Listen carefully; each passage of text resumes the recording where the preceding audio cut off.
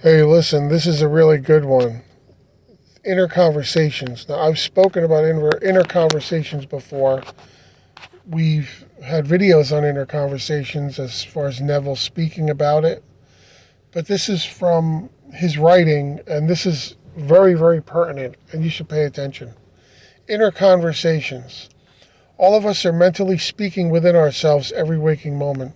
Our inner conversations must match the wish fulfilled if we would realize our desire. If our desire is for a better job and we imagine ourselves being congratulated because we are gainfully employed in a wonderful position, we must also make our inner conversations conform to that end.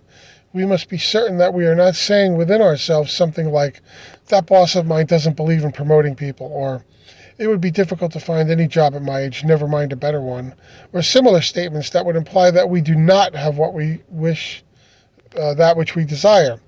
We must persist in the feeling of our imaginal act by making our mental conversations conform to what we would say had we already realized our aim. If, for instance, we wished to own a new car, we could imagine a new car parked in our garage and imagine ourselves driving it, or imagine our friends admiring it. We must then make our inner conversations reflect the type of conversations we would engage in were we really the owner of a new car. Our conversation could consist of discussing our new car with friends, such as telling them of the wonderful fuel mileage we are receiving, or hearing our friends tell us how much they enjoy riding in our new car, etc. Our inner conversations are just as creative as our deliberate imagining of the wish fulfilled. In fact, if they are of the opposite nature, they can negate what we have imagined. You must watch what you are saying internally to make sure these conversations coincide with your wish fulfilled. If you become aware that these inner conversations contradict what you would like to achieve, revise them so that they follow along the track that would indicate that you already have what you desire or are already the person you wish to be. So there you have it, right? If I could move this here. Make me a little bigger. So there you have it, right?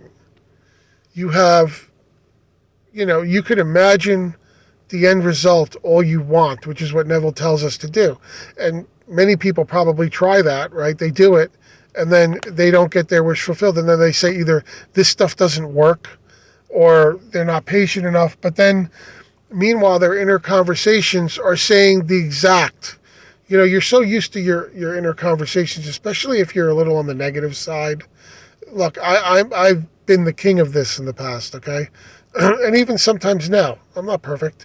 Um, you know, those inner conversations will torpedo, completely sink your imaginal act, right? It's like sabotaging yourself.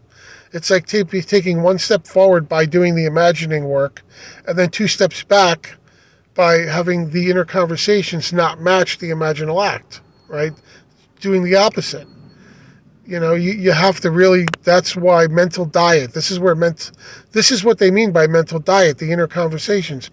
You have to control your mental diet, what you're feeding your mind, right? It's not just in entertainment and everything else, but you have to train yourself to to have your inner conversations match where you want to go, what your imaginal act is, what you're trying to manifest, okay? You have to have them conform to it already happening for you, right? So if you want the new house, the new car, the new computer, the new whatever, your inner conversations need to match that. They need to line up with you already having it. What would you be thinking about, if you already had what you wanted? So this is very, very important. I can't stress this enough, right? So you want to stop that autopilot negative stuff and train your mind and control your mental diet to conform.